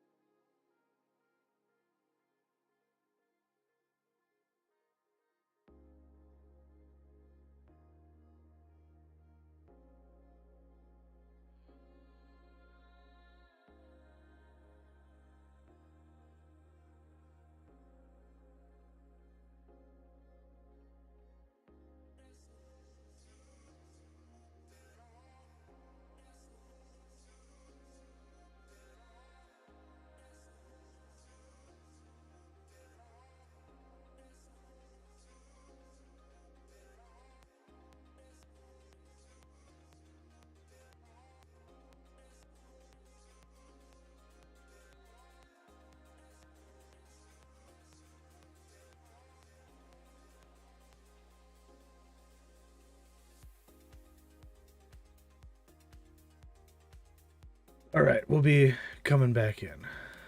Okay, go ahead.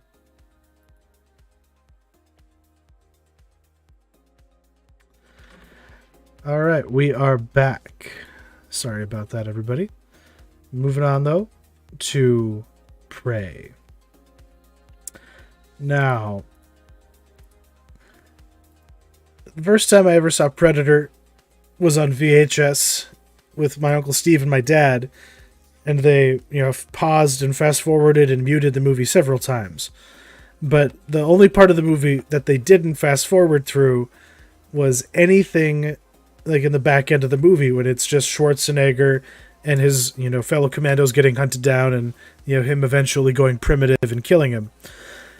And part of the problem with a lot of these, reimaginings of franchises, bringing things, to a new generation, updating it, even making a female lead, it's like, how do you do it? And how do you do it in a way that actually, serves the project? Star Wars kind of, failed and succeeded on that measure. You could make arguments that Rogue One had a better female protagonist than all three of those numbered Star Wars sequels. And when it came to Predator over the years, the only Predator movie that ever really mattered to me was the first one. Robert Rodriguez's Predators was middling. I guess it was okay. I don't know what Matt thought about it, but I really wasn't really a fan. But, and even like Shane Black's Predator movie was kind of lame, especially when you got to the end and there's just a Iron Man suit, with a Predator shape to it that a kid is inside of. It's just like, shut the fuck up already. So Dan Trachtenberg is an interesting individual to pick up the helm of John McTiernan and actually make a good quote-unquote Predator movie. The Danny Glover sequel kind of sucked. Alien vs. Predator is only interesting for what it is, and I've described the other Predator movies. I first discovered Dan Trachtenberg actually with the short film Portal No Escape, which was basically just like a test reel for what he could do as a director based on the video game Portal by Valve Software, which is pretty cool. And he really should have made that movie. But, very capable of using a female protagonist, using a universe's logic to its full extent, and being, inoffensive in how he does it without being activistic, having an axe to grind, making political points or whatever. So how do you do that with Predator? Well, you take the female gorilla, the lone survivor of the camp, the one who was not a threat to the Predator that was allowed to live, you make her the main character. And you look in the history of Earth, even the United States, and you find a culture that conceivably could have had, that kind of quote-unquote harmless, not a dangerous, female individual, and turn them into the badass female hero that cinema needs. And I really feel like they succeeded at this, in my opinion. Prey is probably the best Predator movie since the first one. I kind of want to kind of slow the horses of some people who are acting like this is the best one, like the original is the best one. This movie would have nothing if not for John McTiernan's movie with Schwarzenegger and that amazing cast, because that's the weakness that this movie does have, is that the cast is kind of forgettable. They all are just kind of the same, Comanche brave and or just some sage elder in the village. The lead and her dog and eventually the French trappers are really the only characters in this movie apart from the Predator. But yeah, the question is, who is the Predator and who is the prey? That flip of the coin, It's like in this instance, who is hunting who? And from the beginning of this movie, she is essentially hunting the Predator. She thinks it's a Thunderbird. It's all real, fantastical, from her perspective. But I honestly, just to sum up my feelings on my spit take on this, overwhelmingly positive compared to what my expectations were. It's not perfect, but it's pretty damn good. And it's just a sad thing that I didn't get to see this in a theater and that it was relegated to my Hulu stream. What did you think of it? Yeah, I had that exact sentence in my notes that it's a shame that I saw this movie on streaming and Bullet Train in the theater this week. But yeah, I really like this too. I think this Prey is a great mix of new and old things. And what I mean by that is it takes the premise of the original, but then it puts it in like the 1700s Comanche Nation. Yeah. And pre the horse. This is, and as a history nerd, this is important because this is before the Comanche Nation really threw their dick around and took over. Mm-hmm. You know, so yeah, but this is like kind of, if you think about it, this is when they got the horse. This movie happens and the Comanche have fucking horses, and it was over for all the rest of them bitches. But yeah, it's a great mix of, you know, CGI and practical effects. Best dog actor in a movie in a really long time. I loved this dog. Uh-huh. And then it's, you know, it's a great mix of fan service and subverting fan expectations too. And that's something that we'll I'm sure get to too. But yeah, I kind of echo what you said. I guess to take it a step back, I think I probably like Predators, the Robert Rodriguez one, more than you. I think it was decent. It's basically, the thing about these Predator movies is all you have to do to make people happy, it seems, is every 15 years after fucking up the previous movie, every 15 years just make a movie that echoes the original. And that's like all they have to do to make people happy, because that's what the original is, obviously, because it's the original. And then Robert Rodriguez's Predators is like the exact same concept, but on a different planet with a bunch of convicts and stuff. Yeah. And then this movie is the exact same premise, but with a bunch of Native Americans. So it's remixing the original's plot and giving people what they want. And that's all you need to do to make it good. Yeah. So. And that's what I mean. Like, you can subvert expectations without pissing on the property and salting the ground, and, you know, as you burn it, you know, alive, you know, mm-hmm. Like I that's how I feel about Rian Johnson, you know, in The Last Jedi. But because, yeah, you subvert it because you hate it. And this was clearly made by somebody with affection for it. It's like, imagine if someone genuinely tried to make a new Jaws movie. Yeah, like, yeah, and actually tried to make a good one. You know, you obviously can't, but you can make a good Predator movie, and I'm glad that Dan Trachtenberg, you know, was actually, you know, given the chance to just jump with this and follow through on a really neat idea.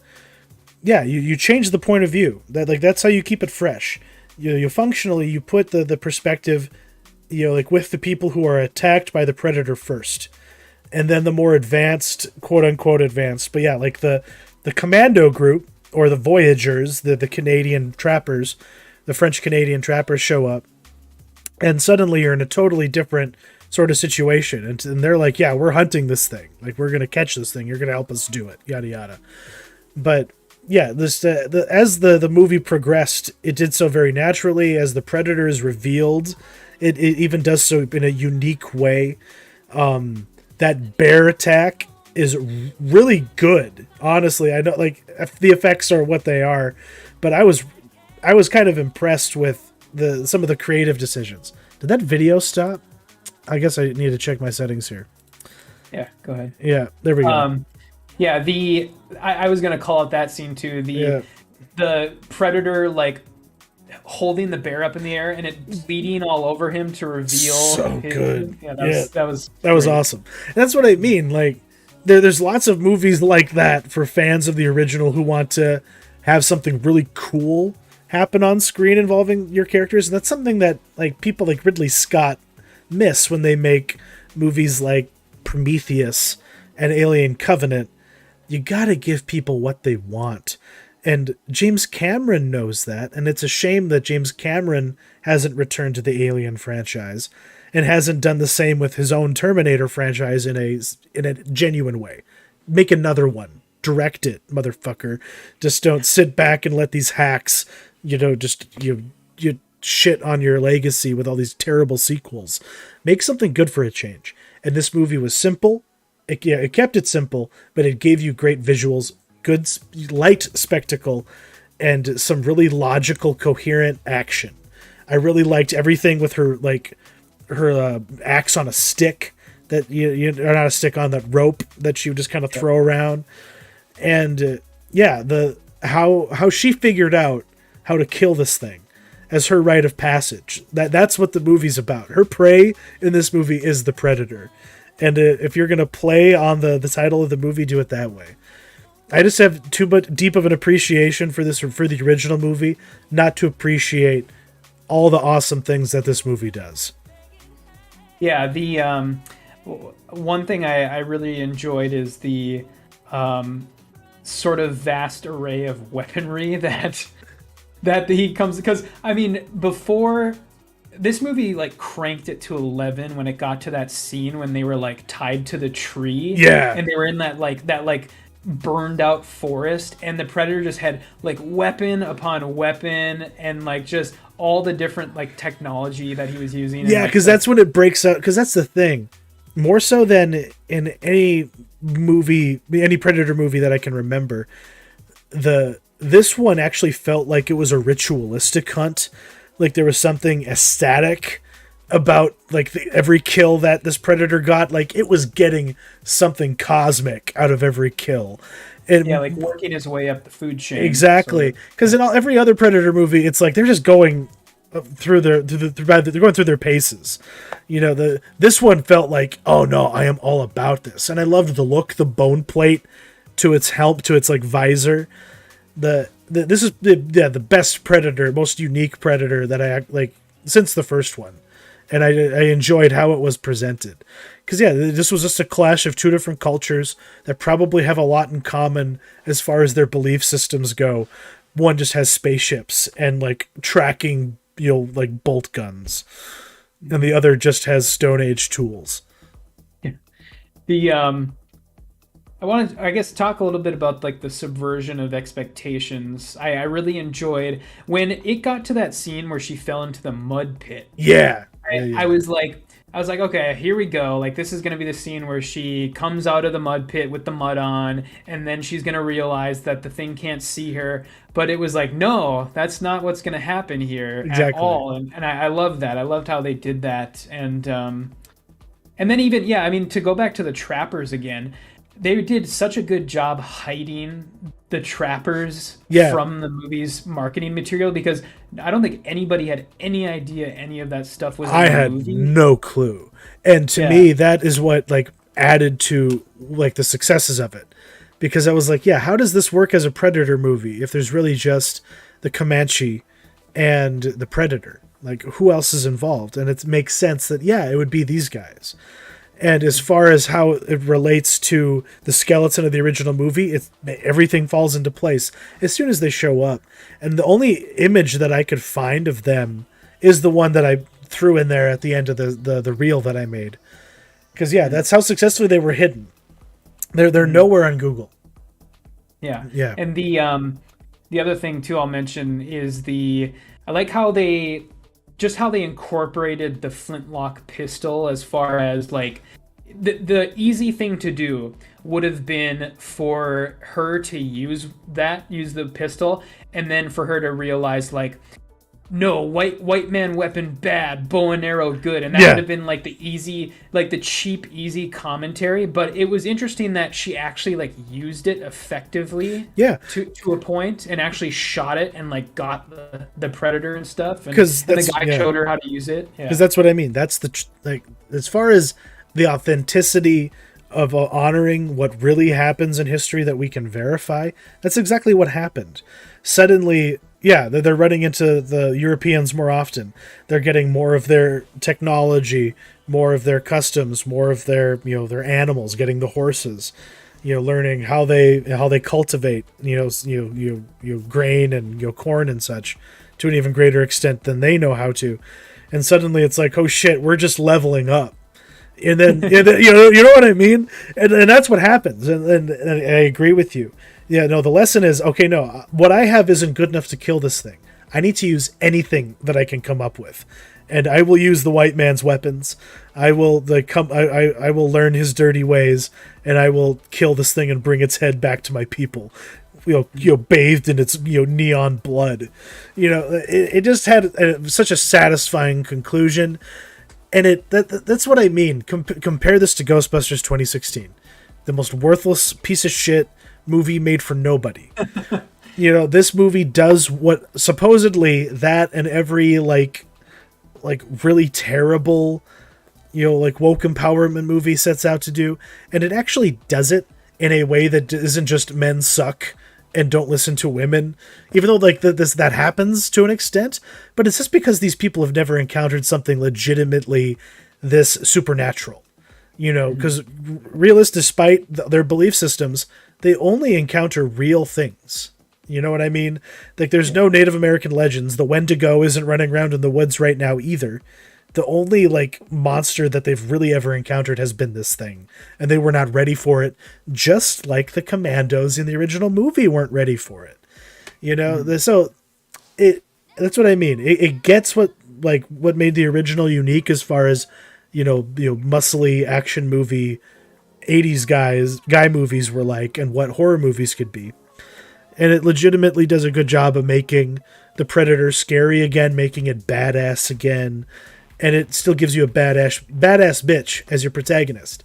And it makes it believable. Because, yeah, she can beat the shit out of those Europeans because they're all, starving and have scurvy, and have been living off of beaver meat, and suddenly there's this well-fed, Comanche brave, even though she's a female, she can still beat the shit out of them because she's more ready to do it than they are. Mm-hmm. So it passes the a chick's not as strong as dudes test, because no, legitimately this could have gone down this way, and it's not just posturing and pandering to make a movie like this. It really works. I wanted to, I don't know if there was any other specific scenes or specific things you wanted to call out, but the opening title, I feel like not a lot of people are talking about that or mentioning it because it happened so early in the movie, but I loved the opening title, how it does that classic word art, and then around the title is all of the copyright information and the movie's MPA number and stuff like that. It's just very classic Hollywood, and I really like that. It's a very interesting choice. Yeah, because it is just no, here's all the dumb shit. This is my movie, you come at me, Pirate Bay, or whatever. You know what I mean? And it does kind of give it the 80s movies had a certain feel to them, and they all kind of had especially if you went to a video rental store, and then even in the 90s, there's a bespoke feel to it, and I kind of hate the uniformity and familiarity that can breed into opening titles and credits and studio stingers and whatnot. So I appreciate a movie that puts its stamp on it and does it its own way. Yeah, for sure. Was there anything else you wanted to mention specifically, or as far as scenes or anything? Yeah, the bear attack scene's really fucking great. Her final battle is pretty good too. And as is the initial sequence of the her fellow Braves getting hunted, and her having to survive, that was pretty fucking cool too, because it does show how capable they really are, which is why the Predator's just fucking getting off on fighting him. You know what I mean? You can just tell the Predator's just having fun. He's just at last a worthy opponent. Yes, you stabbed me. Yes, that's just kind of the vibe you get. Oh yeah, there's multiple moments in this movie where he does kind of the Michael Myers head tilt, sort of you're right, to put a little bit of personality in there. And there is that moment too where she grabs his spear and tries to stab him, but he retracts it on her, and then she just smacks him in the face with it. Yeah, but that's what I mean. Even though she's primitive, compared to him, she's still smart enough to understand how his shit works. She can figure it out, and obviously that's how she wins at the end of the day. Want to shout out that puppy again. Great performance by that dog. Shout out to the lead. I think is her name like something Blood. right? Amber Mid Thunder. Amber Mid Thunder, awesome name. She's an Ogallala Sioux, so shout out to her for being up in the Upper Midwest, and making it in this pretty awesome movie that I recommend everyone see. Yeah. What did you real quick before we end? What did you think about the connection to Predator 2? I guess I didn't catch that. Remind me. Oh, okay. So the gun, the flintlock pistol, is the flintlock pistol that the Predators give to Danny Glover once he earns their respect at the end of Predator 2. Oh my god. Yeah. That's right. Yeah, and that's why. Because they come back after Action Report and they find that gun there left behind, and they're just like, shit, he got taken out by a real one, I guess. And then they just pimp off back to their planet before they come back to, hunt humans again in a few decades. But yeah, that makes total sense. And then when Danny Glover shows up, they're like, yo, you a real one too. Here, this belongs to you now. Yeah. See, I thought that was a really good. I mean, it's better to do something like that than it is to than it would have been to tie this directly to another movie. That would have been really lame. So yeah, I'm glad they were kind of subtle with it in that way, and because now the headcanon can reign supreme. It works better this way. So yeah, but pleasant surprise. Yeah, and then did you watch the end credits by chance? No, I did not. God damn it! Okay. What did I miss? So the end credits for this movie, they're animated, and they basically show the entire movie's events in sort of cave painting type art, sort of Indian cave painting or wall painting. And at the very, very end of the credits, once the cave painting sequence of events gets to where the movie stopped, it shows a painting of the Indian village of all the teepees, and then 3 Predator ships up in the clouds coming towards the village. So this, we getting sequels? I don't know. I mean, it's either that, it's either we get a sequel, or they're just kind of alluding to how the Predators get the gun back. Okay, from the girl, basically. Yeah, and they're all fucked. All those Indians in that teepee village are fucked. Yeah, unless the Predators are like, you know what, we're gonna be subtle about this. But I doubt that that's gonna be the case. They obviously wipe them out. Or the Comanches are just like, okay, hop on our horses, let's get the fuck out of here. Yeah. And that's probably more so what happens. Coming out next week. It's slim pickings next week, folks.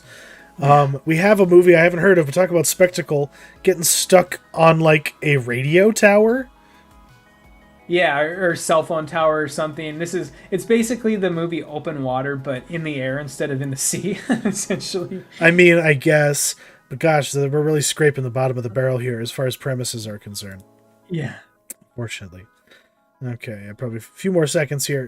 Who's even in this? Anybody we care about? Oh, this is one of those movies that I suppose could end up being good because it's from a bunch of no names, but I guess we'll see. We'll see.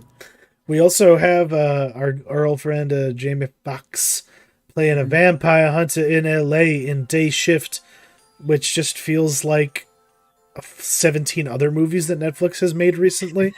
So yeah, this just seems derivative as fuck to me.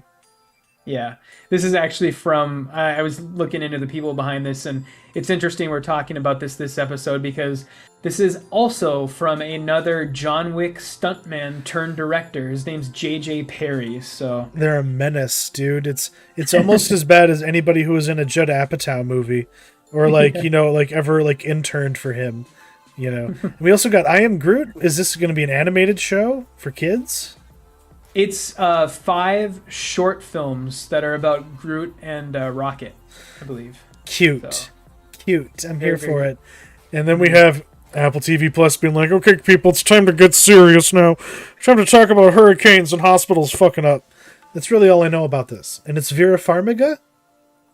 Yeah, it's about the hospital in New Orleans during Hurricane Katrina. I think they were without power for 5 days, and they were trying to keep everything. Yeah, this was going to be a season of American Crime Story. Oh, really? Okay. But then they tabled it, and then they did nothing with American Crime Story for like 5 years. It felt like after O.J. Simpson, they did Oh, yeah. nothing until the season that they did about impeachment. But this was That's gonna right. this was gonna be the follow up. But now we have this show instead. And it's, I mean, it looks a little self-serious, but there is some prestige behind it. I know that it's the showrunners are Carlton Cuse, one of the main guys behind Lost, and then John Yeah. Ridley, the writer Oh, of 12 Years a Slave. okay. So it makes sense why it's so like political, why it's so navel gazing. Mhm. Then, because yeah, that's John Ridley is. He won an Academy Award for that, didn't he? I believe so. I Yeah. believe so. Yeah. Yeah, and Carlton Cuse, just a hack, but a legend. You know, a titan of the industry. You can't deny what that man has accomplished. But yeah, that's what's coming out. So it's a little slim, but we'll kind of, should we save what we're going to be doing for after the parting question, or should we just do that now? Well, we can say now. That's fine. Yeah. So we are going to be doing next week, instead of covering any movie or like any show, we're going to be kind of giving you a signpost. We're going to give you our top 5 movies of all time. Yeah, we're not going to talk about TV. We're going to stick to just film, and at least that was my understanding, right, Matt? Yeah. Yeah. I think we should keep it to film because that's kind of. I mean, I love TV, and I think it's a great medium, and it's only getting better and better as time goes on. But film is kind of my first love. So Exactly. And if anything, TV just desperately wants to be as capable of the highs and transcendence that cinema can. And that's what we're gonna kind of contemplate and come back at you with next week. It's a very special episode. We're gonna give you our top 5 in descending order. No, we're not gonna pussy out, right? We're not gonna have in no particular order. oh no, Yeah. let's do it. We need a number one. We need a number. We need to make some hard choices. And I really look forward to seeing the diversity of what I'm sure our picks are going to be, because we have seen quite a diversely different like set of cinema. Like I don't know. Have you ever seen that documentary series like film like a cinema like an Odyssey or whatever, a cinematic Odyssey about the history of film? God, who did that again? No. Yeah, it's like a really self-serious, British dude, but it's like so thorough. But he talks about such weird, individual niches of world cinema. God, I forget what it actually was called, but I think it was subtitled "A Cinematic Odyssey." But like that's kind of what it's like. You watch something like that and you realize, oh shit, I know nothing. Like I know that there's at least something you've seen that you hold close to you that I've never heard of. At least that's my hope.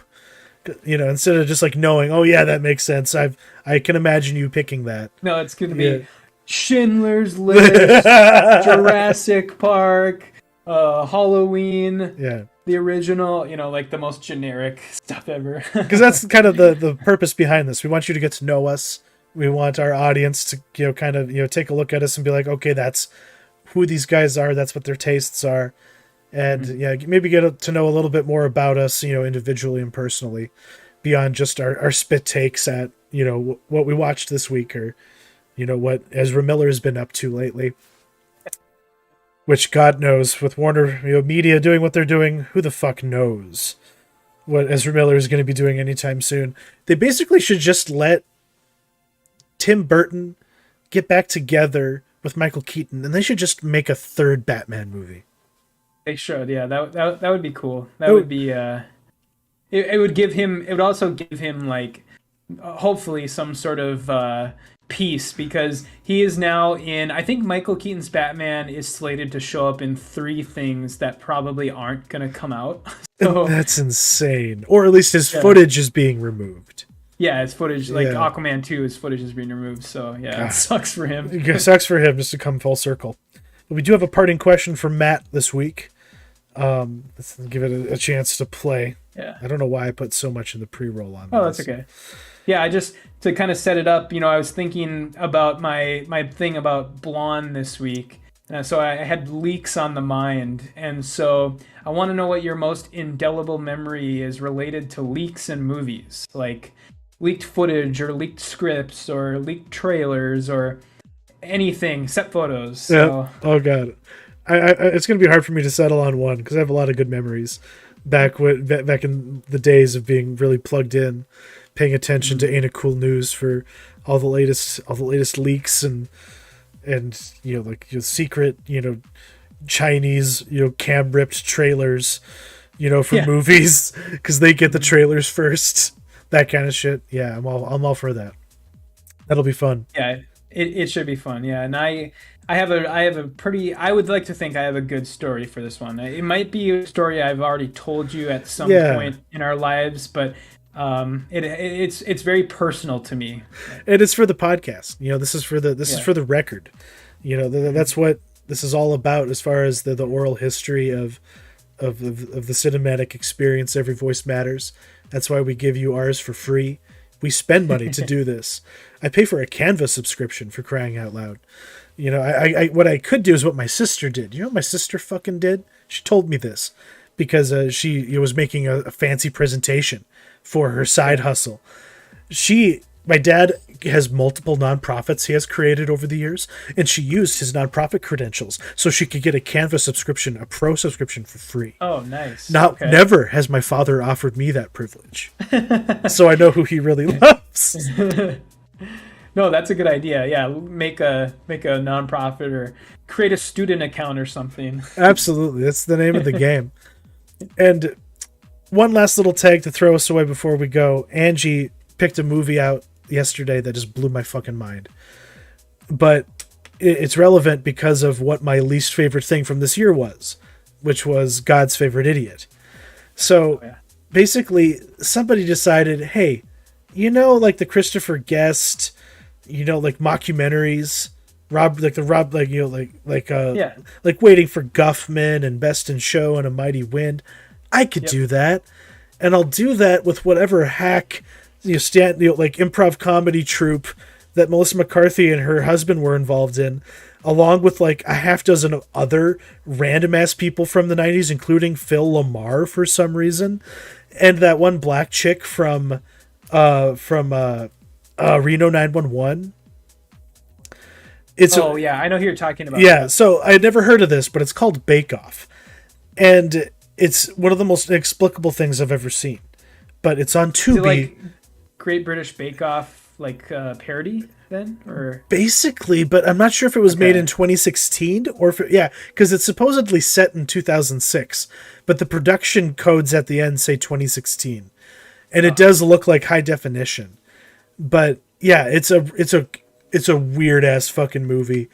And if you just want to have a really surreal experience of watching something that you had no idea ever existed, but contains a ton of people that you respect, or at least at least find tolerable, like this is an endurance test because it has Melissa McCarthy and Ben Falcone in it.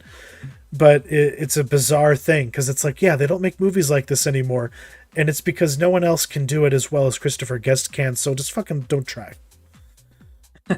And on that note, don't go on Tubi and don't watch Bake Off. I don't recommend it, but I did it. But I did it, so you didn't have to. Thank you very much for tuning in. It's a blasty blast as always. We watched Prey and Bullet Train. We basically recommend them both, one more wholeheartedly than the other. This is from the Mezzanine. I am Chuck, and joined as always by Matt Miller. Thank you for doing so, and thank you for watching.